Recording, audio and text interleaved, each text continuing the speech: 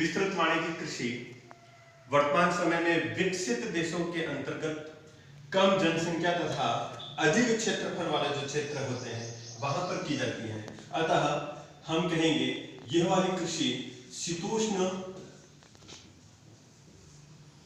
घास वाले क्षेत्र और इसके अलावा ये घास के क्षेत्र जहां विकसित राष्ट्र है उसके अंतर्गत है तो उस जगह पर की जाती है, और विकसित राष्ट्र में भी यह जहां कम जनसंख्या घनत्व है उस जगह पर ही इस कृषि को महत्व दिया गया है।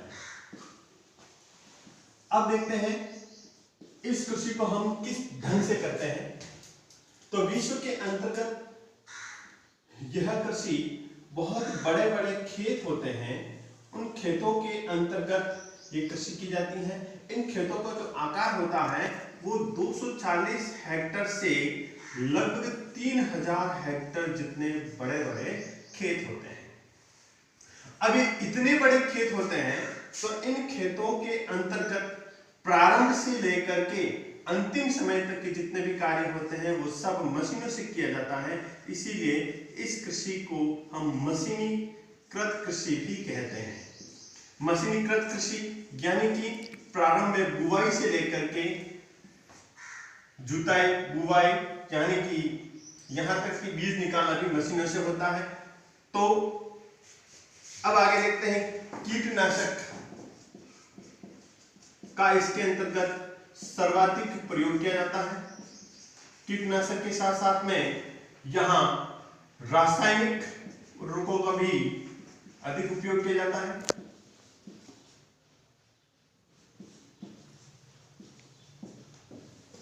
इसके अलावा ये जितना बड़ा ये खेत है इस खेत के अंतर्गत लगभग 1 या 2 परिवार होता है, यानी कि अपन मान लेते हैं कि लगभग 5 सदस्य होते हैं और 500 सदस्य मिलकर के ये सब कार्य करते हैं।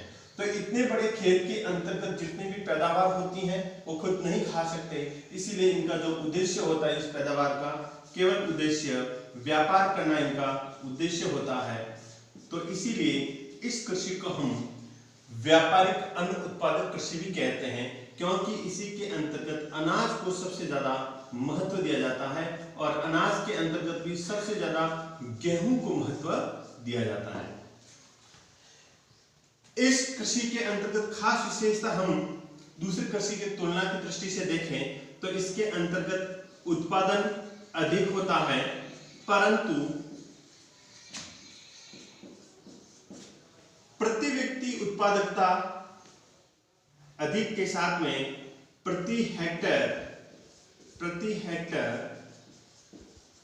उत्पादन गहन कृषि की तुलना में यहां इसके अंतर्गत कम होता है, परंतु प्रति व्यक्ति उत्पादन अधिक होता है।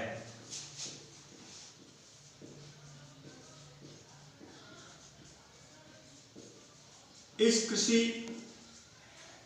के अंतर्गत जो सिंचाई के जो साधन होते हैं, एक तो वर्षा आधारित ये सिंचाई के साधन होते हैं, और वर्षा यदि अगर नहीं है तो आसपास के क्षेत्र से नहरी प्रणाली यहाँ पर विकसित की गई है, तो नहरी क्षेत्र से भी यहाँ पर सिंचाई की जाती है। अब देखते हैं अपन इस कृषि का विश्व के अंतर्गत कौन कौन सा क्षेत्र है। तो विश्व में जितने भी शीतोष्णकटिबंधीय घास के मैदान हैं वो सब इसके अंतर्गत आते हैं। तो सबसे पहले है प्रेरी घास का मैदान यूएसए और कनाडा के अंतर्गत आया हुआ है। इसके अलावा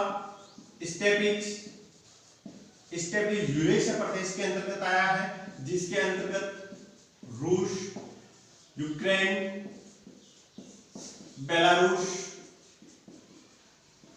और कजाकिस्तान भी इसी के अंतर्गत सम्मिलित है। फिर उसके बाद में वेल्श दक्षिण अफ्रीका के अंतर्गत प्रदेश आया हुआ है जो गेहूं उत्पादन के लिए प्रसिद्ध है। उसके पश्चात दक्षिण अमेरिका के अंतर्गत पंपाज घास के जो मैदान हैं वो अर्जेंटीना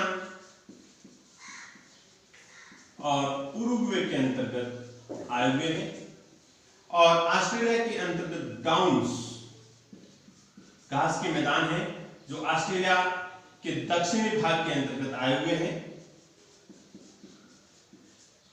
इसके अलावा ऑस्ट्रेलिया के पास में ही न्यूजीलैंड है। न्यूजीलैंड के अंतर्गत कैंटरबरी घास के मैदान आए हुए हैं।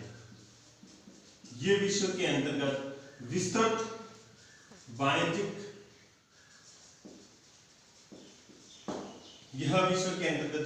वाणिज्यिक अनाज उत्पादन के क्षेत्र हैं। इसी के साथ में आज का ये टॉपिक पूरा होता है। धन्यवाद। हम सेव किकन करना हो तो बताओ। हाथ तो